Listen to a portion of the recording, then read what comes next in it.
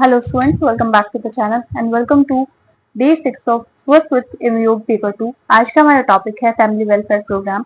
सबसे पहले हम बात करेंगे डेमोग्राफी के बारे में। Demography is the statistical study of the human population with the reference to size, composition, distribution and behaviour. It means demography का मतलब होता है जनसंख्या का साइंटिफिक स्टडी करना, जिसके अंदर हम साइज, कंपोजिशन, डिस्ट्रीब्यूशन और उसके बिहेवियर को स्टडी करते हैं। सबसे पहला कंपोनेंट हमारे पास आता है साइज।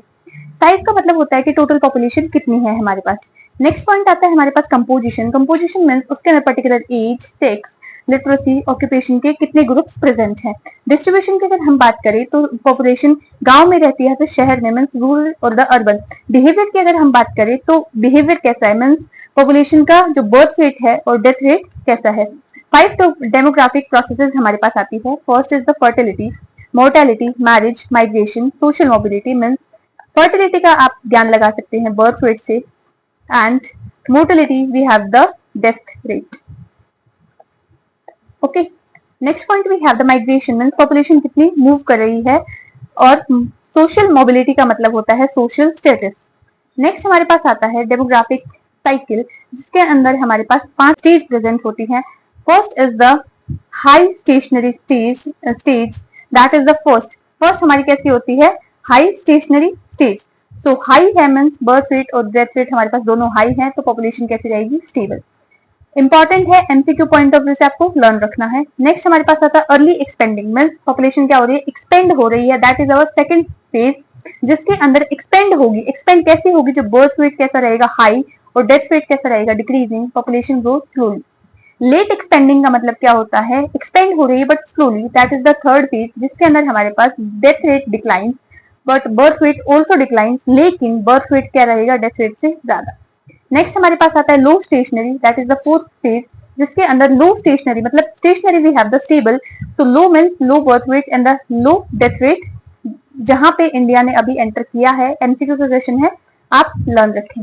नेक्स्ट हमारे पास आता है डिक्लाइनिंग स्टेज या फिर द फिफ्थ, जिसको हम बोलते हैं डिक्लाइनिंग मींस डिक्लाइन हो रहा है, मतलब कम हो रही है। कम कैसे होगी, बर्थ रेट कम होगा, डेथ रेट ज्यादा होगा। ओके, सो पॉपुलेशन क्या करेगी, डिक्लाइन होना स्टार्ट कर देगी। नेक्स्ट पॉइंट हमारे पास आता है लाइफ एक्सपेक्टेंसी।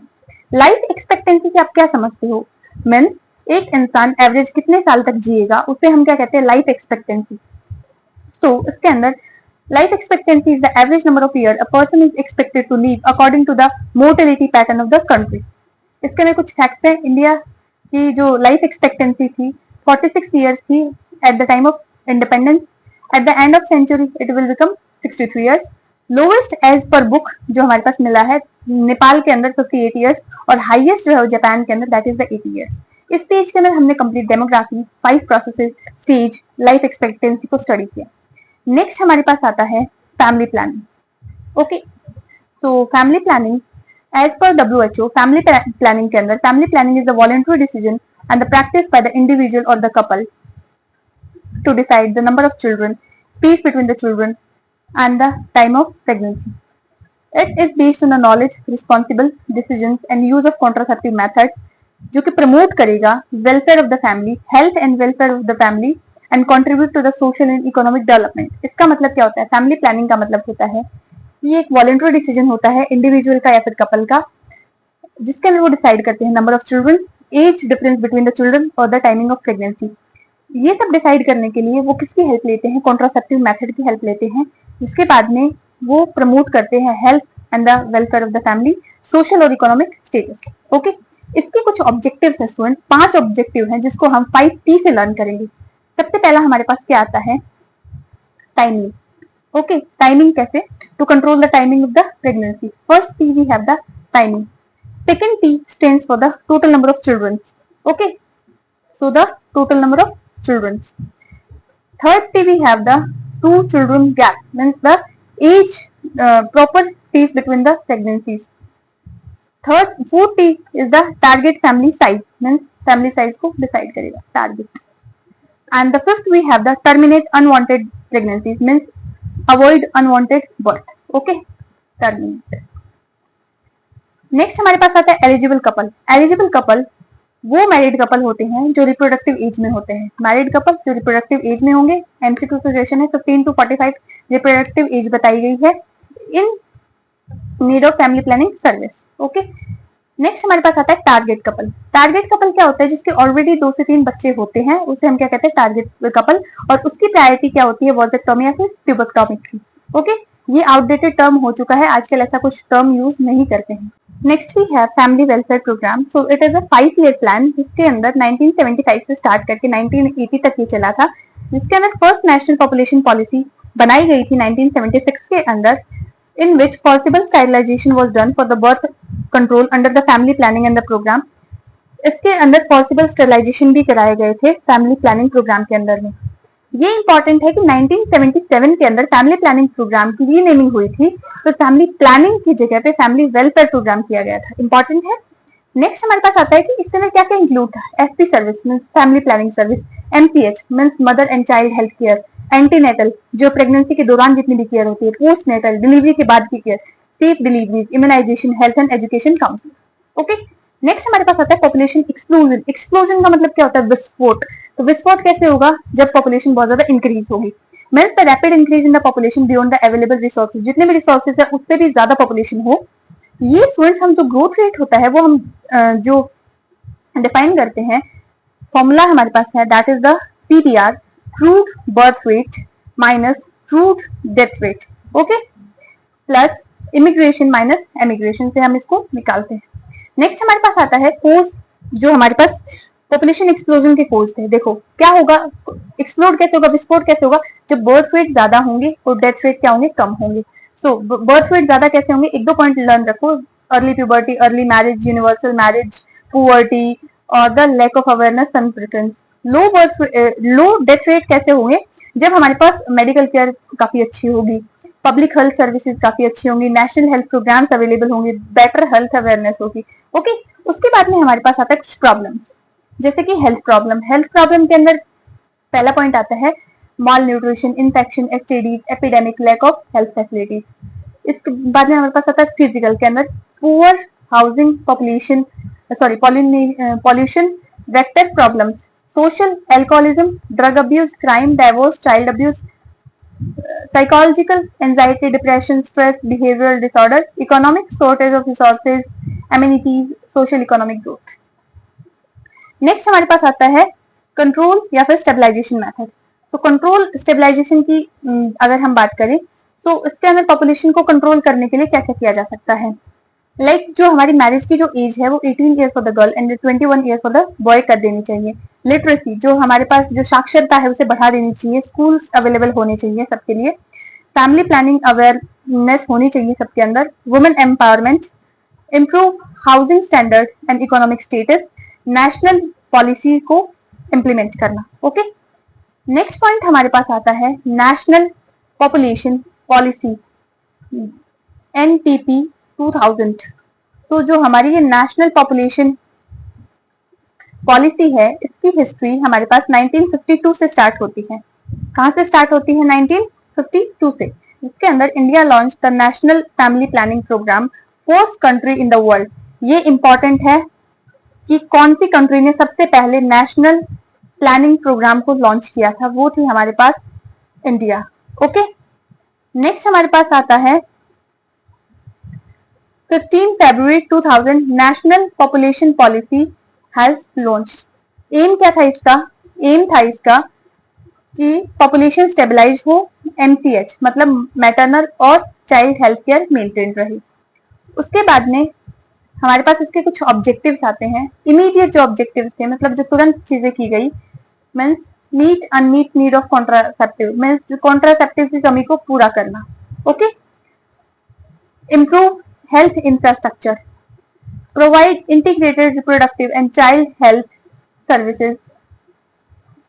जो लोग फैमिली प्लानिंग मेथड को यूज करना चाहते हैं उन्हें फैसिलिटीज मिलनी चाहिए। ये था इसका इमीडिएट ऑब्जेक्टिव।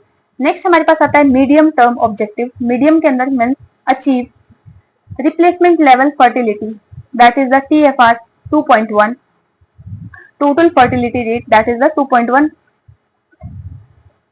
नेक्स्ट हमारे पास आता है टोटल फर्टिलिटी रेट का मतलब मैं आपको बता देती हूँ पहले। इसका मतलब होता है कि एक वुमन अपनी लाइफ में एवरेज कितने चिल्ड्रंस को बर्थ देती है, that is the TFR।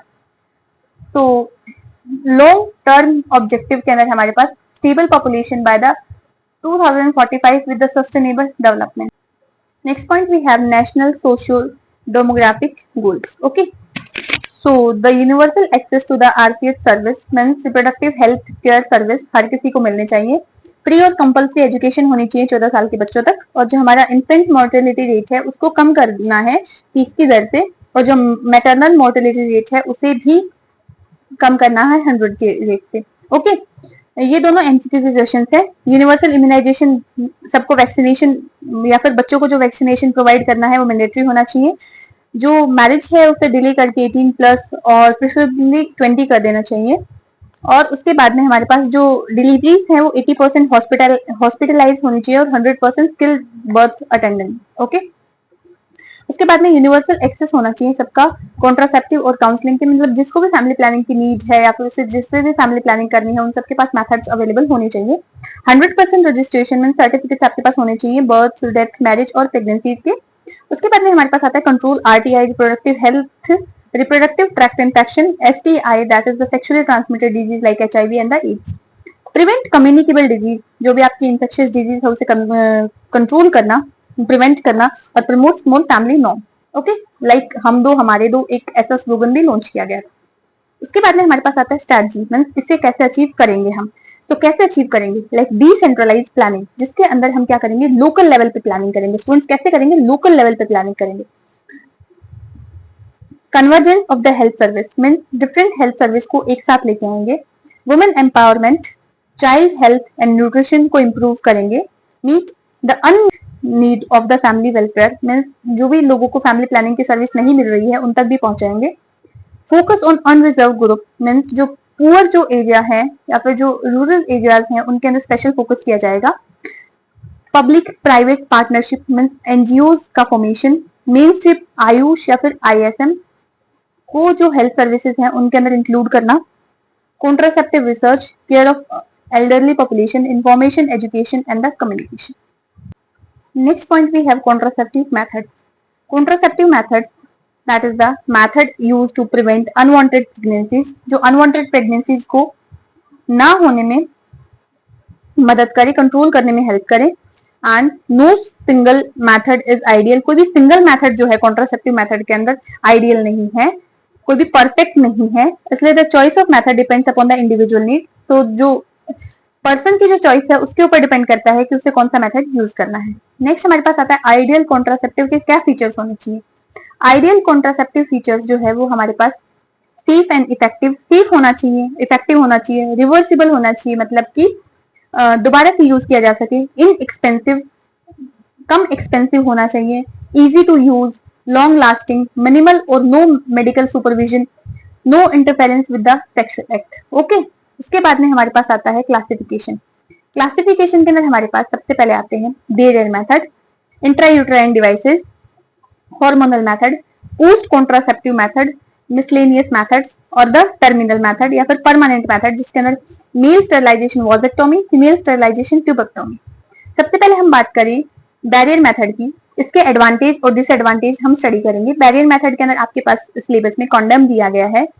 Advantage, no side effect, early available, cheap and safe, disposable, protect against the STD or the HIV, prevent premature ejaculation and no medical supervision. Disadvantage is the single use, may cause latex allergy, reduce sensation and can slip or the tear off incorrectly if used incorrectly. उसके बाद में हमारे पास आता है diaphragm. Diaphragm is the simple, safe, effective, no major medical contraindications. Disadvantage, requires special turn person or the for fitting or long use may cause the infection. We have the vaginal sponge, जिसको इसका एक example today भी दिया गया है. Polyurethane sponge saturated with the spermicide, not commonly used now क्योंकि इसका high failure rate रहता है. केमिकल मेथड के अंदर कुछ स्पर्मिसाइड्स आते हैं जिसके अंदर फोम्स, जेली, क्रीम पेस्ट और द सबस्पोस्ट्रीज और द सॉल्युबल फिल्म प्रेजेंट है. ड्रॉबैक क्या होता है इसका कि हाई फेलियर रेट रहता है, मे कॉज इरिटेशन, बर्निंग और must be use immediately before intercourse. Combined method के अंदर हमारे पास क्या आता है, जो बैरियर मेथड है उसके साथ में केमिकल मेथड स्पर्मिसाइड्स को यूज करना. ये next point we have intrauterine devices, IUDs. IUD is a small contraceptive device inserted into the uterus to prevent the pregnancy. एक छोटा कॉन्ट्रासेप्टिव डिवाइस होता है जिसे यूट्रस के अंदर इंसर्ट किया जाता है ताकि प्रेगनेंसी को प्रिवेंट किया जा सके। इसके अगर हम मैकेनिज्म जानें कि कैसे काम करता है, means produce foreign body reaction in uterus, means foreign body reaction को प्रोड्यूस करेगा या फिर आप आपकी यूट्रस के अंदर फॉरेन बॉडी की तरह रिएक्ट करता है जिससे फर्टिलाइजेशन और इम्प्लांटेशन मुश्किल हो जाता है। उसके बाद में कॉपर टी, कॉपर क्या करता है, कॉपर आयन जो होता है उस स्पर्म की मोर्टेलिटी को और सर्वाइवल को रिड्यूस करता है। नेक्स्ट पॉइंट आता है, इसके अंदर क्या होता है कि हार्मोनल आईडीज भी हमारे पास प्रेजेंट होती हैं जो कि सर्वाइकल म्यूकस को थिक करती हैं और इम्प्लांटेशन को प्रिवेंट करती हैं। उसके बाद में हमारे पास आता है first type of IUDs, first, second and third. Okay, first means non medicated और इंसर्ट आईडी। ये जो हमारे पास पॉलीथीन से बनी होती है, एग्जाम्पल इसका लिपिस लूप है। इंपॉर्टेंट है लर्न करना कि इसका एग्जाम्पल क्या है। उसके बाद में हमारे पास क्या आता है, सेकंड जनरेशन कॉपर आयोडीज, जिसके अंदर कॉपर कंटेनिंग डिवाइसेस प्रेजेंट होती है, like copper T 200, copper T 380A। ये इंपॉर्टेंट है। और इसके अंदर हमारे पास इसका फेलियर रेट क्या होता है कि 2 to 3 प्रेगनेंसीज पर 100 वुमेन, ओके, पर ईयर। उसके बाद में हमारे पास third generation that is the hormonal IUDs, जिसके अंदर हमारे पास लोवेंजेस्ट्रॉल एंड प्रोजेस्टेरोन प्रेजेंट होता है। इफेक्टिव होती है 3 से 10 साल के लिए। फेलियर रेट वही 2 से 3 पर 100 के ऊपर आपको देखा जाता है। इसके बाद में हमारे पास कुछ एडवांटेजेस आते हैं, लाइक सिंपल है, इनएक्सपेंसिव है, long lasting, reversible, insert take only a few minute, no hospitalisation required, no systemic side effect of the oral pill. अगर हम डिसएडवांटेज की बात करें, pelvic infection, uterine perforation, bleeding and lower abdomen या फिर back pain, failure में cause ectopic pregnancy. उसके बाद में हमारे पास आता है कि आइडियल कैंडिडेट या फिर इंडिकेशंस। सो इसके अंदर हमारे पास क्या होता है, हैज एटलीस्ट 1 चिल्ड्रन, जिसके भी मिनिमम एक बच्चा हो, no menstrual cycle, no history of the normal menstrual cycle, no history of the pelvic inflammatory disease, monogamous relationship, can attend the follow up and checkup IUD thread. Next हमारे पास आता है contraindications. So absolute pregnancy, previous ectopic, pelvic inflammatory disease, unexplained vaginal bleeding और the cervical uterine। Relative के अंदर हमारे पास anaemia, menorrhagia या फिर कोई भी आपके पास यूटेराइन कैविटी डिस्टॉर्शन प्रेजेंट हो। ओके, सो ये जो कॉन्ट्राइंडिकेशन है ये आपको बताते हैं कि कब हमें आईयूडी को प्लेस नहीं करना चाहिए। उसके बाद में हमारे पास आता है timing of insertion, means best during the menstruation, within 10 days of the onset of the menses, after delivery preferably 6 to 8 week of the postpartum। Okay, उसके बाद में हमारे पास फॉलो अप आता है, मतलब डॉक्टर के पास कब जाना चाहिए कब नहीं, लाइक फर्स्ट मेंस्ट्रुअल पीरियड के बाद में, थर्ड पीरियड के बाद में या फिर हर 6 महीने के बाद में। रेगुलरली आईयूडी का जो चेक है उसे आईयूडी का जो थ्रेड है उसे चेक करते रहें। और अगर आपके पास फीवर प्रेजेंट होता है, अगर आपकी बॉडी में फीवर है या फिर मिसिंग थ्रेड है, पेल्विक पेन है, मिस्ड पीरियड है, हैवी ब्लीडिंग है, फिर फाउल डिस्चार्ज है, तो आपको फॉलो अप लेना चाहिए। ओके, उसके बाद में इंपॉर्टेंट पॉइंट ये आते हैं कि कॉपर टी 380A जो है मोस्ट कॉमनली यूज आईयूडी है।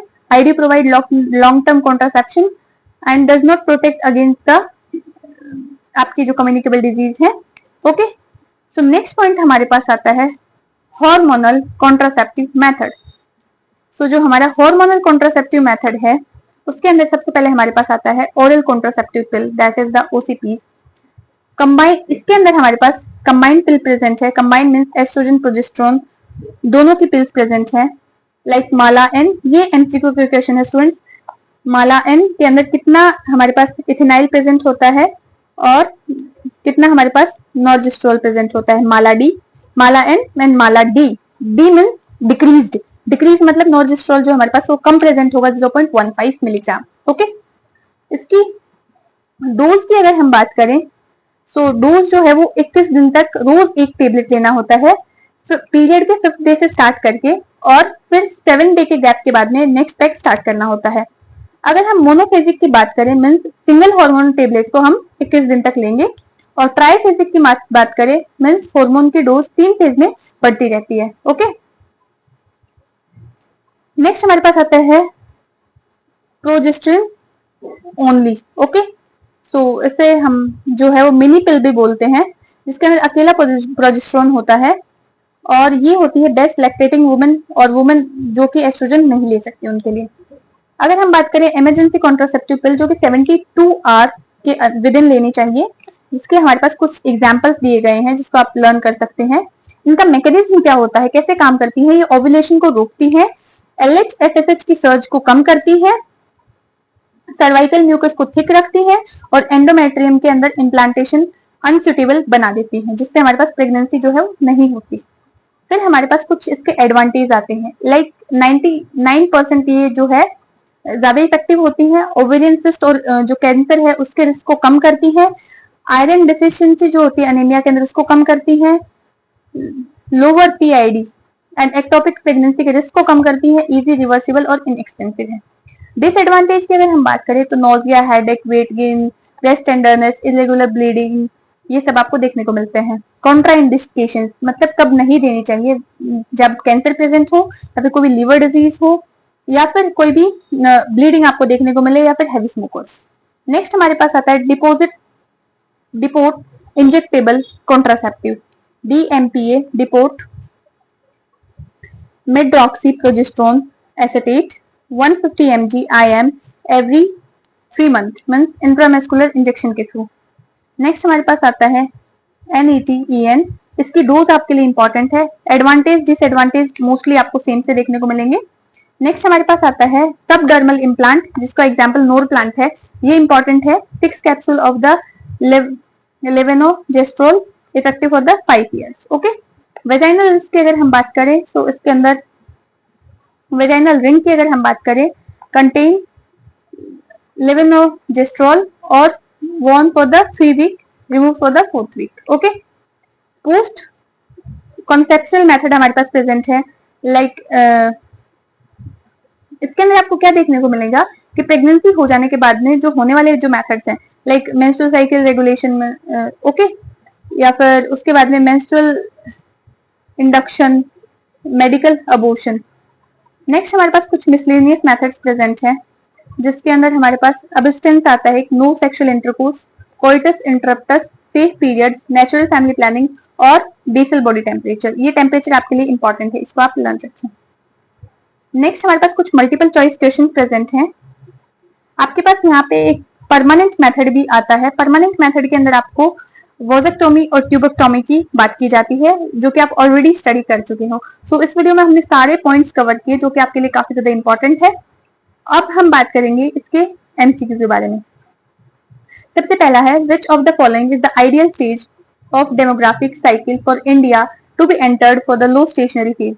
तो इसका हमारे पास जो आंसर होगा that will be the 3rd stage. ये मैंने आपको बताया भी था। A woman having the ultrasonography report with the PID present a doctor for seeking an advice for ideal contraceptive, what should be, मतलब उसको PID है तो बताओ उसको कौन सी कॉन्ट्रासेप्टिव देना चाहिए? Mala D. Okay, which of the following contraceptive work for the 3 to 5 years, बताओ कौन सा इतने लंबे टाइम तक वर्क करता है? That will be your copper T. Which is the terminal method of contraception? Terminal मतलब परमानेंट, वोजेक्टोमी और द ट्यूबेक्टोमी। मैंने आपको बताया था डी का मतलब होता है कम होना। कम मतलब कितना कम होना?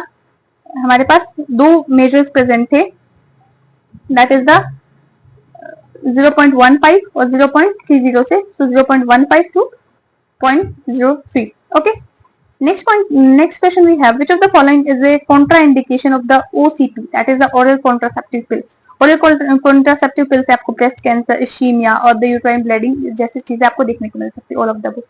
आई होप आपको वीडियो पसंद आया होगा। अगर वीडियो पसंद आया हो तो please like, share and subscribe my YouTube channel. Thank you for watching.